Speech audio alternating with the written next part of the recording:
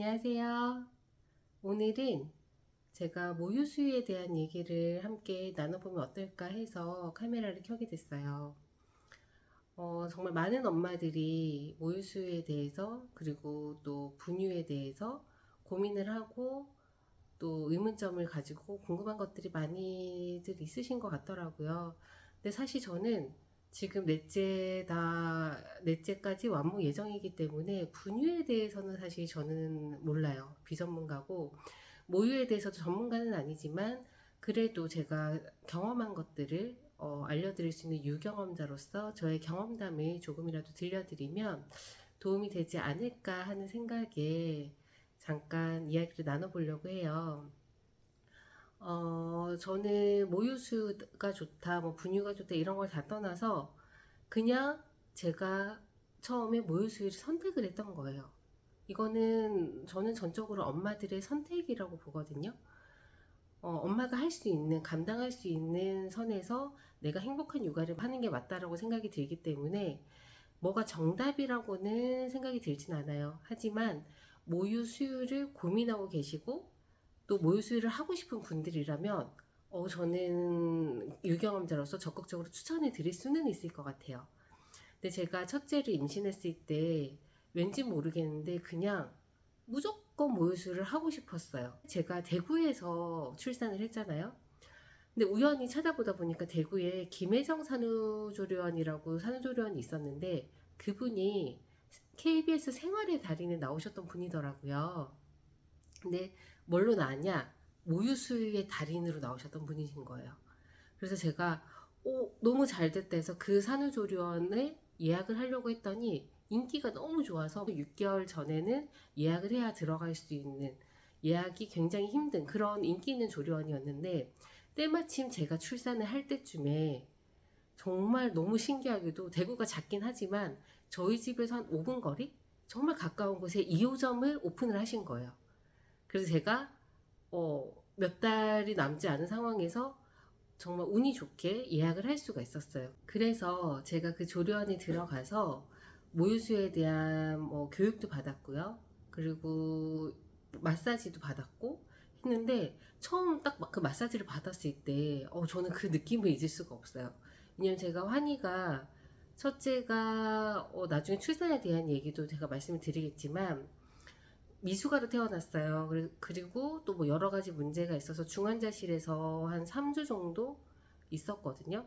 그러다 보니까 젖을 물릴 수가 없었어요. 그래서 제가 계속 유축을 하는 상황이었고, 그래서 좀 가슴이 되게 아시잖아요. 몇 주 동안 아이한테 젖을 물리지 못하고 계속 유축만 하다 보면 전몸살이든 뭔가 해도 되게 힘들어요. 그 젖이 잘 돌지도 않고 그런 상황에서 산후조리원 딱 들어가서 마사지를 딱 받는데 와, 진짜 천국에 온 느낌인 거예요. 근데 그분이 진짜, 이래서 달인이구나 싶을 정도로 너무너무 좋았어요. 수유 시간이 되면 내려가서 수유를 하고, 또, 뭐, 여느 때와 같이 뭐 유축도 하고, 저도 그렇게 처음에 시작을 했었죠. 근데 제가 그런 교육을 받으면서 다른 거는 사실 생각이 하나도 안 나는데, 지금까지 그냥 어렴풋이 그냥 딱 하나가 각인이 된 거는 모유 수유를 실패하는 경우는 정말 엄마의 그런 젖꼭지의 그 모양이나 이런 거에 대해서 문제가 있거나 아니면 아이에게 문제가 있거나 이런 정말 치명적인 문제가 있어서 안 되는 실패하는 경우는 뭐 2% 미만이랬나? 밖에 없다고 들었어요. 그리고 나머지는 뭐냐? 무조건 할 수 있대요. 다 할 수 있는데 엄마가 포기를 하지 않으면 다 할 수 있다고 하더라고요. 아이는 어떻게 해서든지 그거를 해낸대요. 그래서 제가 그게 너무 좀 되게 딱 깊게 박혀서 내가 진짜 심각한 어떤 문제를 가지고 있지 않은 한은 모유수를 할 수 있겠구나라는 생각이 그때 너무 강하게 들었었던 것 같아요. 그렇게 조리원에서 제가 이제 모유수유를 순조롭게 시작을 했는데 정말 전문가 분이시기 때문에 조련에서는 모유수유에 대해서 전혀 문제가 없었어요. 그래서 2주 동안 잘 마치고 집에 가서도 이 정도면 잘 할 수 있겠다라는 생각이 들어서 자신감을 가지고 퇴소를 했죠. 근데 제가 대구에는 가족이 없었기 때문에 그 당시에 저희 친정부모님께서 부산에 계셨거든요. 그래서 제가 부산으로 이제 가서 몸조리를 시작을 했는데 그때부터 이제 문제가 발생을 하게 된 거예요. 어느 날 너무 아파요. 갑자기 아파. 전몸살이 오기 시작한 것 같아요. 내 몸이 막 열이 나기 시작하고 땡땡땡땡 붓기 시작하고 감당이 안 되는 거예요. 애가 아무리 빨아도 막 돌덩이 바위덩이 같은 게 막 열이 식을 줄 모르고 빠지지를 않고, 그래서 뭐 유축도 미친 듯이 해야 되고 애도 계속 물려보고 하는데 안 돼요. 너무 아파요. 그러다가 이제 어느 날 이제 그 아픔이 절정에 다다랐을 때 아이가 1시간 반, 2시간, 뭐 2시간, 3시간 간격으로 막 계속 울잖아요. 밥을 달라고. 그러면 진짜 머리부터 발끝까지 소름이 쫙 돋았어요. 너무너무 괴로웠고 무서워서. 근데 진짜 눈물을 흘리면서 젖을 물렸어요. 그럼 젖을 한번 물리고 나면 온몸이 식은 땀으로 다 젖었거든요. 근데 그거를 한 이틀, 3일 하다 보니까 너무 힘든 거예요. 그래서 어떡하지 하다가 이제 그 산후조리원 원장님께 전화를 드렸어요. 전화 드려서 제가 지금 이러이러한 상황이다 했더니 부산에 그런 자기 동기가 있는데 정말 그분도 잘하는 분이다. 그래서 가서 마사지를 좀 받아서 도움을 받아봐라 라고 해서 갔어요. 가서 이제 마사지를 받고 했는데 안 풀리는 거예요. 너무 여전히 아파요. 그리고 마사지 받고 나니까 더 아픈 거예요. 그래서 돌아오는 길에 택시를 타고 왔는데 진짜 택시 안에서 펑펑 울었어요. 너무 아파서. 그리고 약도 처방을 받았는데 집에서 약을 먹어도 차도가 없는 거예요. 그러니까는 그분들도 도대체 이게 뭔지 모르겠다. 전몸살도 아니고 그 무슨 곰팡이성 무슨 감염이 있다고 하더라고요. 근데 그것도 아니고 그 약을 먹어도 듣질 않고, 그러니까 모든 게 복합적으로 온 건지 뭐 아직도 모르겠어요. 그분들도 모르겠다고 하셨고. 그래서 며칠 동안 진짜 생으로 너무너무 아픈데 그래서 어느 날 이 생각이 드는 거예요. 내가 왜 이렇게 모유수유에 집착을 하지? 아, 나 이제 더 이상 안 될 것 같아. 너무 힘들어. 이러다가는 정말 내가 정신병이 걸릴 것 같아라는 생각이 드는 거예요. 왜냐면 애가 울기만 하면 온몸에 소름이 돋고 수유가 끝나고 나면 온몸이 식은땀으로 젖어 있고 막 여기가 진짜 다 막 칼로 다 도려내는 것 같고 너무 아파서 저희 엄마한테도 얘기했어요. 엄마, 내가 진짜 딱 오늘까지만 시도를 해보고 그래도 더 이상 차도가 없으면 나는 이제 모유수유 안 하고 그냥 분유 먹일래요 라고 딱 얘기를 했는데 정말 신기하게 그날부터 조금씩 이제 통증이 줄어들기 시작하는 거예요. 그래서 진짜 아픈데 참을 수 있을 아픔 있죠. 참을 수 있을 만큼의 아픔. 그래서 여기서 활용 점정을 찍어야겠다. 그래서 제가 대구에 가서 그 원장님께 가서 마사지를 한 번 더 받아야겠다. 그래서 마지막으로 대구를 갔어요. 갔는데 제가 원장님 하고 너무 반가운 거예요. 그래서 막 웃으면서 들어갔더니 그 원장님 하신 말씀이 나는 이렇게 수하면서 그렇게 아픈 고통을 겪고 이렇게 밝은 모습으로 들어오는 엄마는 자기 태어나 처음 봤대요. 근데 저는 왜냐면 그냥 너무 반가웠고 그냥 단순하게 그래서 원장님 하면서 들어가가지고 마사지를 딱 받았는데 진짜 살 것 같은 거예요.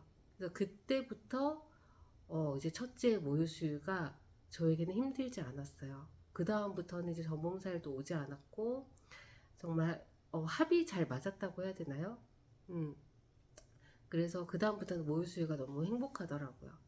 근데 모유수유라는 게 다 장단점이 있는데 그 중에 가장 큰 단점이 모유수유는 특히 밤중 수유 이런 시간에 남편이 대체해 줄 수가 없어요. 그 누구도 대체를 해줄 수가 없고 오로지 제가 혼자 다 감당을 해야 되는 몫이거든요. 밤에 깨는 거, 뭐 밤에 육아, 저는 지금 넷째까지도 100% 제가 다 하고 있어요. 밤에 뭐 남편한테 잠깐 아이를 맡겨놓고 제가 잠을 잔다던가 불가능이니까 그럴 수가 없으니까 한 번도 그런 적이 없어요. 그러니까 저는 지금까지 오로지 제가 다 도맡아서 하고 있는데 그럼에도 불구하고 제가 모유수유를 계속 하는 이유는 사실은 모유수유를 저를 위해서 한 것 같아요. 이게 해보시는 분들은 알겠지만 육아가 진짜 힘들잖아요. 산후우울증이라는 거는 저도 피해갈 수가 없었어요. 그게 제가 둘째까지는 산후우울증이 정말 심했었거든요. 근데 그거를 어떻게 극복을 했냐면 순간순간 나쁜 생각도 들고 할 정도로 굉장히 좀 심했었는데 정말 신기하게 수유를 하는 동안만큼은 너무 행복하더라고요. 수유를 해보신 분들은 알 거예요. 제가 이렇게 아기를 안고 아기가 저에게 정말 100% 의존을 해서 그렇게 진짜 젖먹던 힘이라고 하잖아요. 막 어떨 때는 주먹을 꽉 쥐고 먹고 어떨 때는 막 캑캑거리면서 먹고 막 하면서 막 그렇게 열심히 먹는 모습을 보면 진짜 이거는 막 힐링이 안 될 수가 없어요. 아, 얘가 이렇게 나를 정말 100% 의지해서 이렇게 살아내고 있구나. 아, 정말 너무 예쁘고 사랑스럽다. 나도 더 열심히 살아야겠다. 이 아기를 더 많이 사랑해야겠다. 막 이런 생각이 수유하는 순간만큼은 진짜 막 이렇게 충만해지거든요. 그러다가 또 현실이 되면 힘들고 애가 너무 울고 잠도 안 자고 이러면은 또 힘들죠. 그러면 또 이제 막 안 좋은 생각도 들고 또 그러다가 또 수유를 하는 동안만큼은 또 다시 그게 또 힐링이 돼요.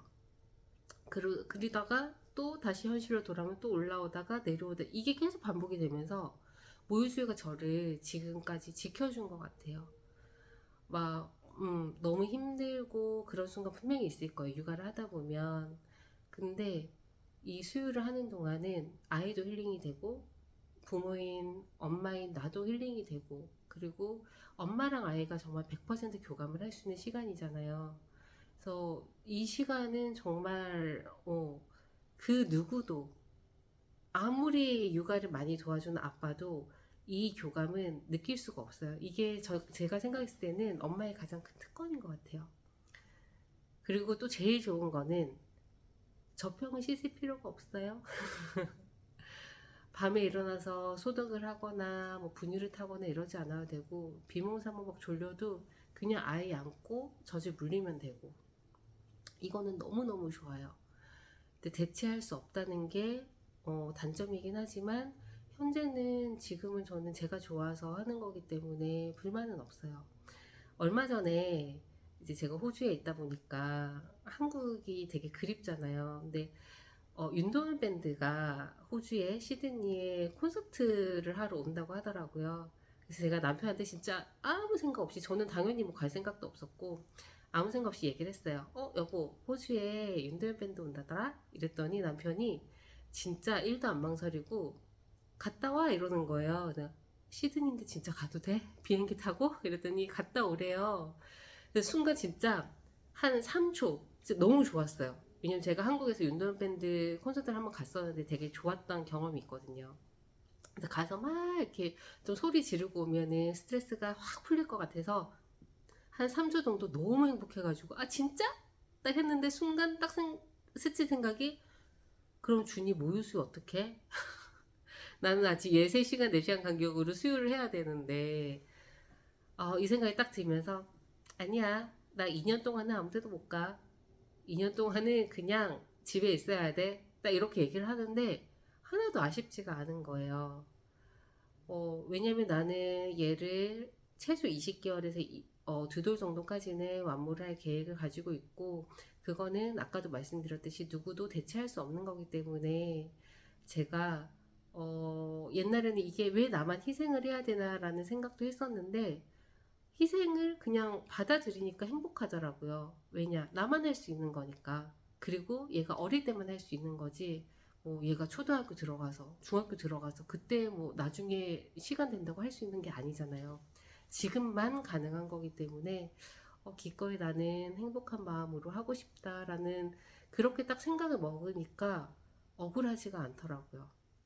그래서 아는 동생이, 언니, 그냥 유축해서, 좀 하고 갔다 와요. 딱 이랬는데, 저는 둘째부터는 유축기를 전혀 사용하지 않았거든요.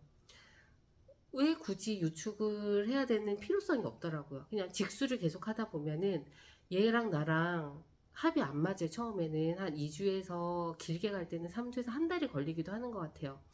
그때까지는 이게 뭐 얘랑 나랑 약 맞추는 게 시간이 좀 걸리긴 하지만 그렇다고 뭐 유축을 해놓고 또 뭐 어디 외출 갔다 오고 뭐 이러다 보면 오히려 그게 더 힘들고 그냥 무조건 저는 직수를 해서 계속 물리고 하다 보면 시간이 지나면 얘랑 나랑 합이 딱 맞아요. 그러면은 얘가 딱 먹을 양만큼 차고 시간이 되면 딱 그만큼 되고 해서 이게 막 젖이 넘치도록 뭐 차서 막 아프다거나 뭐 전몸살이 온다거나 하는 거는 둘째부터 전혀 없었어요. 그렇기 때문에 뭐 유축기를 집에 구비할 필요도 없었고, 그걸 굳이 막 힘들게 할 필요도 없고, 그리고 단 한 번도 내가 유축을 해서 좀 어디 외출을 갔다 오고, 아니면 유축을 하고 내가 뭐 그동안 좀 참았던 거를 좀 뭐 먹는다거나 뭐 이런 생각을 해본 적이 없었던 것 같아요. 지금도 없고. 그래서 뭐 유축을 해서 아휴 뭐 한다고 유축을 하면서까지 내가 콘서트를 본다고 시드니까지 갔다 와야 되나, 나중에 얘네 다 크고 나면 또 언제든지 볼 수 있는 건데 라는 생각이 들면서 되게 즐거운 마음으로 포기가 되더라고요. 근데 이 모든 게 이 모유수유가 주는 힘인 것 같아요. 이게 제가 수유를 하는 동안 호르몬이 나온다고 하잖아요. 근데 진짜 그래요. 정말 되게 지치고 힘들었을 때 하는 동안, 수유를 하는 동안 되게 행복해지고 이런 게 막 느껴지니까, 이게 아이에게도 좋고 나에게도 좋다고 하니까 지금 내가 수유를 할 수 있는 거는 되게 행복이고 행운이구나. 그리고 힘들어하고 어려워하시는 분들도 많더라고요. 또 제가 잘은 모르겠는데 혼합수유를 하시는 분들 같은 경우도 혼합수유를 하면서 모유수유 완모를 성공하는 게 좀 오히려 더 힘든 것 같아요. 왜냐면 당장은 이게 처음에는 모유가 잘 안 돌잖아요. 그럼 아이가 배가 엄청 고파요. 그럼 한 3일 정도는 제가 이게 젖이 완전 돌기 전까지는, 호주는 이제 출산하면 바로 퇴원을 하잖아요. 그럼 모유수를 하는데 젖이 돌기 전까지는 애가 먹는 게 거의 없으니까 엄청 배가 고플 거 아니에요. 그러니까 엄청 울어요. 그럼 남편은 그게 듣기 힘드니까 셋째 때까지도 젖병이랑 분유를 사왔어요. 근데 제가 좀만 기다려봐, 좀만 기다려봐. 그래서 결국에는 분유를 안 먹이고 모유수유를 다 완모를 했거든요. 그러니까 그 타이밍을 좀 견디면, 며칠만 견디면 되는데 그걸 못 견디고 분유를 주는 순간 나도 분유를 애가 충분히 먹고 애가 배불러서 길게 자면 아이도 편하고 나도 편하고, 그리고 분유랑 모유를 빠는 힘이 뭐 한 60배 정도 차이가 난다고 하더라고요. 그럼 아이도 그렇게 힘들어서 막 그 하는 것보다 젖병이 훨씬 편할 거 아니에요. 그래서 완모의 성공 확률이 굉장히 좀 낮아지는 것 같아요. 그래서 혹시나 분유가 안 되고 모유가 좋다라는 게 아니라 정말 모유수유를 하고 싶은 분이 계신다라고 하면 한번 그 정말 힘든 시기를 조금만 견뎌보세요. 그리고 유축보다는 직수 위주로 하고 어떻게든 아이에게 물리려고 해보고 아이랑 합을 맞추는 그 며칠의 그 고비만 넘기면 그 다음부터는 진짜 천국을 맛보실 수 있어요. 어떤 천국이냐? 젖병세척에서 벗어나는 천국, 외출할 때 젖병 분유 막 바리바리 싸들고 가지 않아도 되는 천국. 대신에 포기해야 될 게 있다면 내가 100% 해야 된다는 거, 대체가 불가능하다는 거.